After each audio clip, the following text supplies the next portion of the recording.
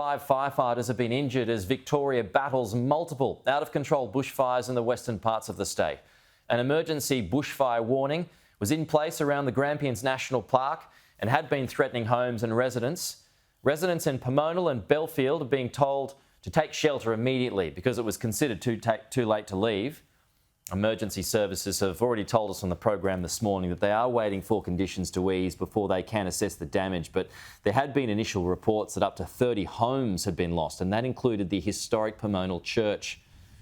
The good news out of all of this, though, folks, if there is good news, it's that conditions have eased overnight. This is the CFA on the program earlier. The fires up in the Grampians and around Ballarat have been pretty well contained overnight. There's still got a number of warnings out, particularly the one around Pomonal, and we're asking people to stay vigilant in those areas. But conditions have been pretty favourable overnight, and that'll give our crews a good chance of getting those fires contained through the morning.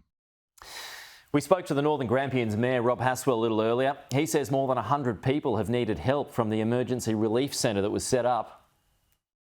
We've opened an emergency relief centre in Stawell, which has so far catered to around about 150 people, with 40 to 50 of them staying there overnight. The balance of them were able to find other accommodation. As of now, more than 285,000 homes and businesses are without power. Christina Hearn has more on this. These are a strip of shops without power. Now, just outside this bottle-o, it looks like it's been barricaded by this car. There's a ladder also on the other side because obviously this place doesn't have any power, doesn't have any alarms. The shop owner wants to make sure that that shop is okay. And if we just move along, all these shops don't have electricity. Locals tell me this would have been open by now. This shop, the bakery as well, of course, that bakery normally opens quite early.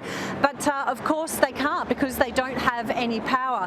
Now, just over here, if I take you to the corner of Huntingdale Road and Waverley Road, now this is a major intersection and we have seen a number of near misses because you can see that the traffic lights are out and cars are just flying through, some unaware that that the traffic lights aren't working, and I am told that a number of intersections like this are operating around Melbourne, and obviously they're trying to get some police or officials here as soon as possible to try and direct traffic.